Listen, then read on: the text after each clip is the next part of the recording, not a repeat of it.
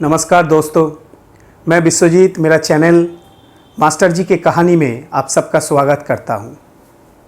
आज जिस घटना की बारे में बात हम लोग करेंगे वो घटना इंडिया के जुर्म के इतिहास पे एक सनसनीखेज घटना के रूप में जाना जाता है। ये घटना सन 1925 को घटा था। दोस्तों, ऐसे ही आकर्षक घटनाओं को जानने के लिए आप मेरे चैनल को सब्सक्राइब कीजिए और बेल आइकन को दबाना मत भूलिए। सन 1925 एक शाम को बम्बई का मशहूर बिजनेसमैन अब्दुल कदीर बावला अपने गाड़ी में अपने प्रेमिका के साथ सैर पे निकला था।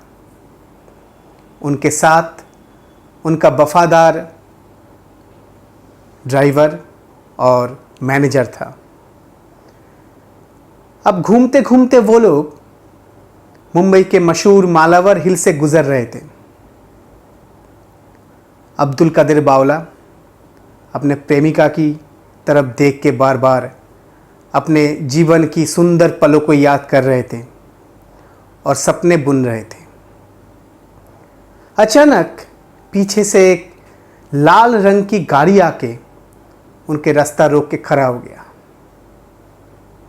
अब कुछ समझने से पहले वो गाड़ी से 4-5 गुंडे निकल के आए, जिनके हाथ में छुरा, पिस्तौल, ऐसा खतरनाक हथियार था। पहले ही वो लोग जाके बावला साहब की जो ड्राइवर है, छुरे से उसका गला काट दिया। अब उनका मैनेजर, उसको भी वो लोग गोली मार दिया। अब उस बावला साहब की गाड़ी को खोल के वो लोग उनके प्रेमिका जो थी मुमताज बेगम, उसको खींचने लगे। बावला साहब अपने प्रेमिका को बचाने के लिए गाड़ी से उतर आए, पर इन्हीं में से एक गुंडे ने उनको गोली मार दिया। अब फिर वो लोग मुमताज बेगम को बहुत बेरहमी के साथ मारने लगे। उनका नाक काट दिया चाकू से, बहुत सारे खून बहने लगे। अब इसी दौरान वो रास्ते से एक गाड़ी जा रही थी और गाड़ी में था 4 अंग्रेज मिलिट्री ऑफिसर।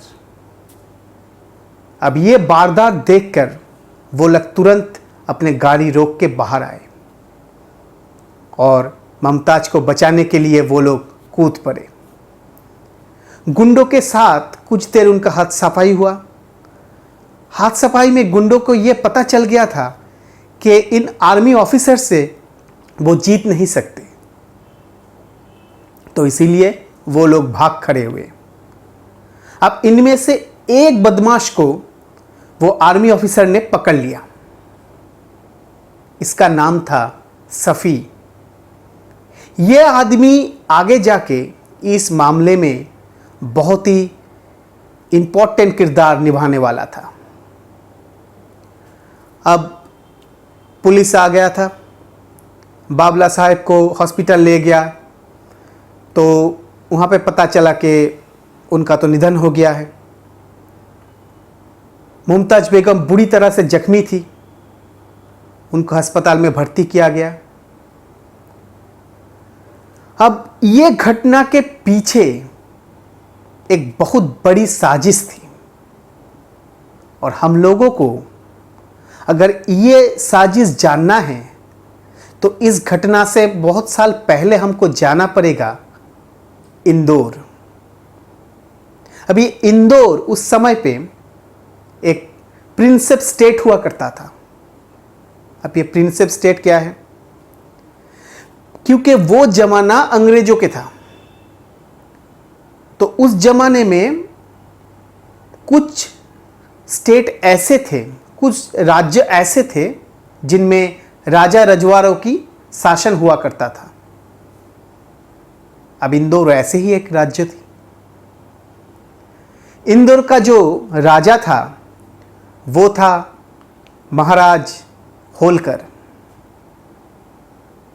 अब महाराजा होलकर 1911 में अपने सिंहासन पे बैठे, बहुत कम उम्र में। अब करने को कुछ था नहीं, पर उनके पास बहुत सारे पैसे आ गए थे, तो क्या करें, भोग विलास में ही वो अपना सारा जीवन व्यतीत करने में लगे हुए थे। होलकर की राजसभा में काफ़ी सारे नाचने गाने वाली थी, जिसमें से प्रमुख थी वजीर बेगम। ये वजीर बेगम अमृतसर से आई हुई थी।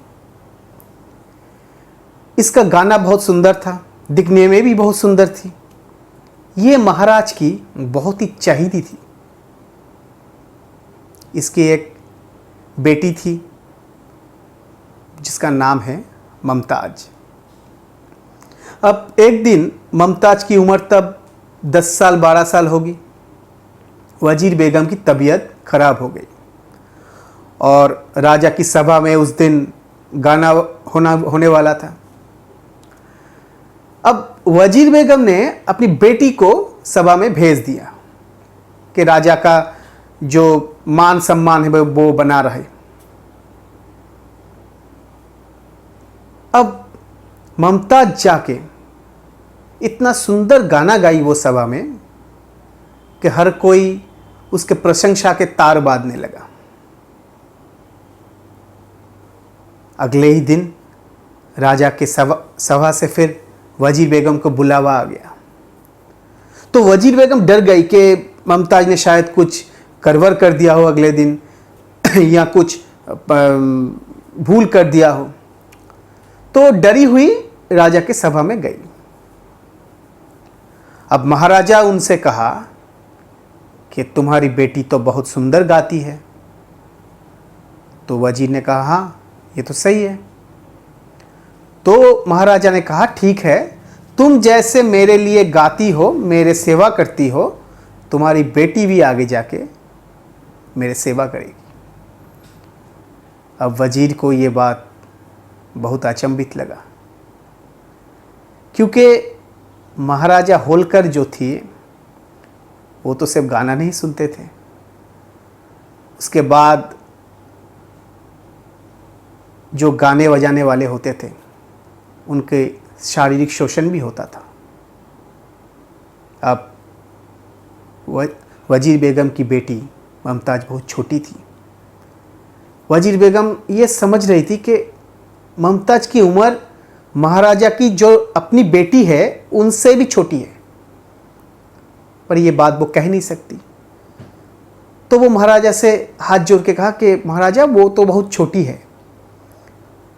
तो राजा ने कहा ठीक है, मैं कुछ समय तुम्हें दे देता हूँ, उसे बड़ी करो, उसे और सारे गाने बजाने और सब कुछ सिखाओ। तो वजीर के पास और कोई चारा नहीं था, वो वापस आ गई। इससे आगे चल के महाराजा वजीर बेगम को जोर जबरदस्ती करके ये मनवा लेती है कि उसकी बेटी भी राजा के सेवा में रहेगी। अब छोटी सी उम्र से मुमताज राजा की सेवा में लग गई। सेवा का मतलब शारीरिक शोषण। अब समय बढ़ता गया। महाराजा मुमताज की प्यार में पूरी तरह पागल हो चुके थे। वो बहुत चाहते थे मुमताज को। बहुत सारे गहने जेवरात वो मुमताज को भेंट दिया करते थे, पर मुमताज थोड़ी दूसरे किस्म की थी। वो महाराज के कैद में रहना पसंद करती नहीं थी, उसे आज़ादी चाहिए था। अब समय ही था आज़ादी का, तो हर किसी को आज़ादी चाहिए था उस टाइम पे। भारत अंग्रेजों के गुलाम था उस टाइम पे, तो मुमताज को आज़ादी चाहिए था महाराज के कैद से। महाराज ये समझ रहे थे कि वो मुमताज के शरीर को तो हासिल कर लिया था, पर मन को नहीं। अब होलकर महाराज जैसे पुरुष ये समझते थे कि पैसों से कुछ भी खरीदा जा सकता है। एक महिला का, एक औरत को खरीदा जा सकता है। पर वो ये भी समझ रहे थे कि उसने मुमताज का शरीर को पा लिया था, मन को नहीं। अब ये बात महाराज को खटक रही थी। तो उसने क्या किया, ये समझा कि शायद ये ऐसे हो रहा है कि वजीर अपने बेटी को समझा के ये सब करवा रही है। तो क्रोध में आके वो क्या किया, वजीर से अपनी बेटी को अलग करने के फिराक ढूंढ रहा थी। वो बंबई ले गए वजीर को और मुमताज को, और बहुत चालाकी से मुमताज को वजीर से अलग कर दिया। वजीर तो अपनी बेटी को ढूंढ रही थी हर जगह। इसी दौरान महाराजा ने मुमताज को लेके बिलायत चले गए और वजीर बेगम यहाँ वहाँ भटक रही थी अपनी बेटी की संधान में, खोज में। अब काफ़ी साल बाद मुमताज महाराजा के साथ बिलायत से वापस आ गई। तब मुमताज गर्भवती थी। महाराज होलकर की नाजायज औलाद की मां थी वो। पर यह बच्चा बहुत छोटे से उम्र में ही मर गया और उसका देहांत के बाद मुमताज को काफ़ी सदमा पहुंचा। वो मानसिक रूप से बहुत टूट गई थी। तो आखिर में महाराजा ये बात समझा और पुराने मुमताज को उसे चाहिए था। तो उसने क्या किया, वजीर बेगम को ढूंढ लाए और फिर मुमताज को मिला दिया। अब माँ बेटी की मिलन हुआ तो मुमताज का दुख जो था थोड़ा कम हुआ अपनी माँ को देखकर। अब वो हर वक्त अपनी माँ से कह रही थी कि माँ चलो यहाँ से भाग चले, यहाँ से भाग चले। तो उसकी माँ तो उसे समझा रही थी कि बेटी ये नहीं हो सकता, महाराजा की जो गार्ड्स है वो बहुत सख्त है, उनके पहरे बहुत सख्त है, तो ये हम कर नहीं सकते। तो उसकी बेटी ने उसे कहा कि अगर हम लोग अंग्रेज हुकूमत वाले इलाका में चले जाते हैं तो ये महाराजा वहाँ पे कुछ नहीं कर सकते, क्योंकि वहाँ पे तो अंग्रेजी कानून है, महाराजा के हुकूमत वहाँ पे नहीं चलता है, उनके मनमानी वहाँ पे नहीं चलेगा। तो दोनों ने एक प्लान बनाया और वजीर महाराज को आके ये कहते ही है कि राजा जी मेरे बेटी की तबीयत तो बहुत ख़राब हो रही है दिन पर दिन, तो आप एक काम कीजिए, इसको किसी हिल स्टेशन पे भेज दीजिए। तो महाराजा ने आखिर मान गए ये बात, ठीक है चलो भेज देते हैं। तो महाराजा मसूरी भेजने की प्रबंध कर देता है वजीर को और उसकी बेटी को, और साथ में बहुत सारे लोगों को दे देता है कि तुम लोग इनके रखवाली के लिए रहो। अब वो लोग ट्रेन से जा रहे थे दिल्ली होके। अब दिल्ली उस टाइम पे अंग्रेजी की हुकूमत की राजधानी हुआ करता है। अब जैसे ही दिल्ली में ट्रेन रुकते हैं तो अचानक वजीर और उसकी बेटी मुमताज ट्रेन से उतर के स्टेशन से बाहर जा रहे थे। तो महाराजा की जो लोग थे वो तो रोकने की कोशिश किया कि आप लोग कहाँ जा रहे हो। तो इसी टाइम पे वजीर और मुमताज ने बहुत चालाकी से जो रेल पुलिस होते हैं उनसे मदद मांग ली।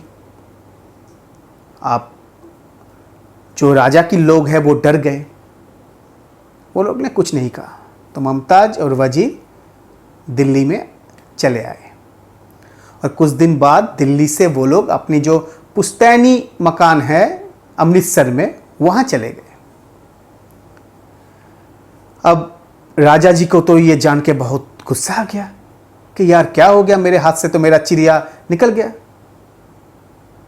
तो वो बहुत जगह पे मुमताज को ढूंढने लगा पागलों की तरह।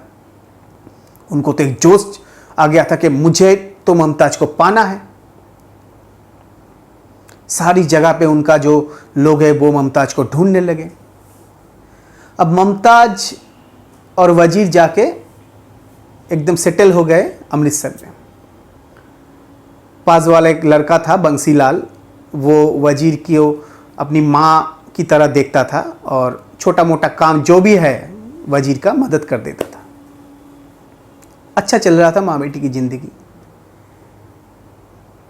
मुमताज की एक अच्छी आदत थी, वो खत बहुत अच्छी लिखती थी और इसी आदत के बदौलत मुंबई की एक मशहूर बिजनेसमैन अब्दुल कदर बावला से उनका रिश्ता बना, प्रेम हुआ खत के जरिए।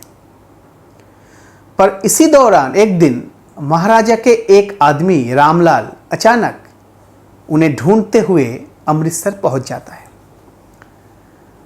तो वो तो आके माँ बेटी को बहुत डराते हैं, बहुत समझाते हैं कि तुम लोग लौट चलो, पर ये लोग जो है वो लौटने के लिए बिल्कुल ही राजी नहीं थी। अब रामलाल चला जाता है। उसके बाद वजीर तो बहुत डरी हुई थी, वो अपनी डर जाहिर करता है बंसीलाल के सामने कि बेटा मैं अब क्या करूं। अब बंसीलाल उसे कहता है कि आप एक काम कीजिए, अब जैसे अब्दुल कदर बावला रहता है मुंबई में, तो आप अपने बेटी को लेके मुंबई चले जाइए, वहाँ पे मेरा एक भाई भी है, वो आपका मदद कर देगा। तो माँ बेटी राजी हुई।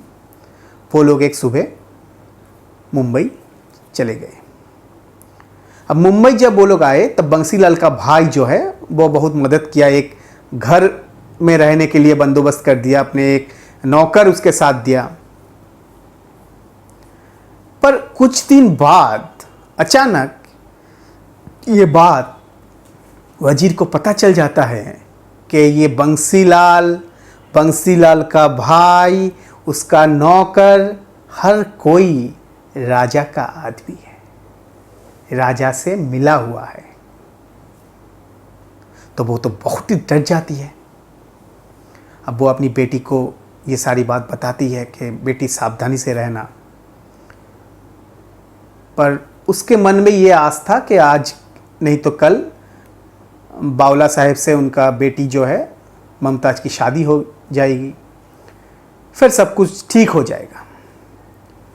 अब इसी दौरान बावला साहब मुमताज को लेके घूमने निकल गए और 4 लोग आके उसका मर्डर कर दिया।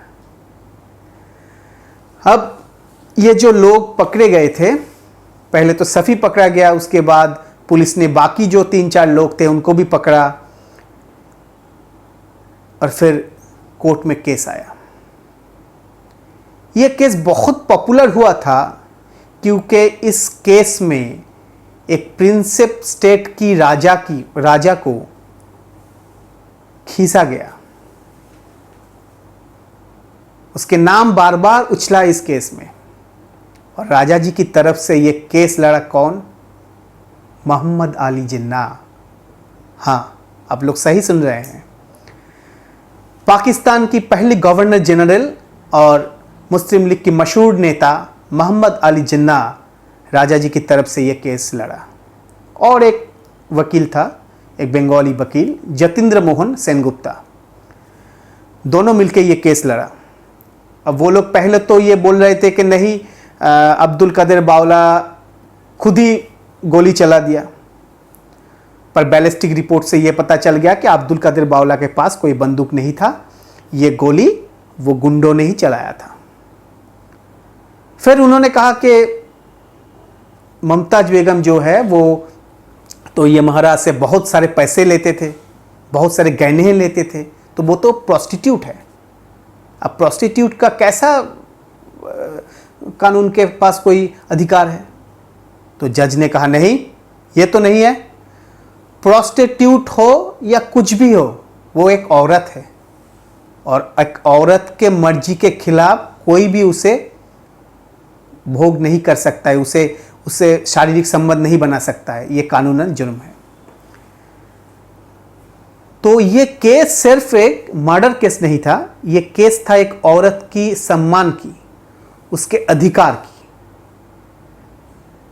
तो आगे जाके 9 लोगों के खिलाफ यह मुकदमा चला, जिनमें से 2 को बरी कर दिया गया सबूत ना होने के वजह से। 3 लोगों को फांसी मिला और 4 लोगों को कारावास मिला, आजीवन कारावास मिला। अब यह है कि इस केस का जो सबसे मतलब प्लानर है इस घटना के, जो मूल प्लानर, वो आनंदराम फ्रांसे था। अब ये तो महाराज के बहुत करीबी थी, तो इनको भी फांसी होने वाला था, जज साहब फांसी देने वाले थे, पर जिन्ना ने उन्हें बचा लिया कि ये जो फ्रांसे है ये घटना स्थल पे नहीं था, तो उनको, फ्रांसे को आजीवन कारावास मिल गया, फांसी नहीं हुआ। अब बारी थी महाराज की, महाराज होलकर की, क्योंकि वो एक हाई प्रोफाइल आदमी थे। तो उस टाइम पे जो गवर्नर जनरल थे अंग्रेज, तो उन्होंने महाराज के लिए एक हाई प्रोफाइल कमेटी गठन किया, जो महाराज के जो काले करतूत है उसका पर्दाफाश करता है आगे जाके। बहुत सारे ऐसे महाराज के घिनौने कारनामे हैं जो सब जनता के सामने आ गए। सारा देश क्रोधित हो उठा। सारे न्यूज़ चैनल, सारे जो न्यूज़पेपर है, उनमें ये बात हर दिन आते थे और बहुत दिनों तक ये मामला चला। भारत के बाहर भी बहुत न्यूज़पेपर ने इस बात को तूल दी।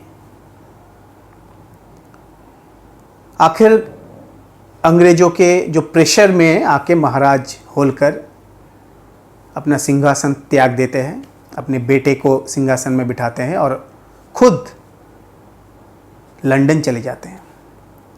इसके आगे बहुत दिनों तक वो जिंदा थे, पर कभी भारत लौट के वो नहीं आए। अब ये था मशहूर बावला मर्डर केस, जो एक मर्डर के साथ साथ एक औरत की इज्जत और उसके अधिकार को सुप्रतिष्ठित करता है। नमस्कार।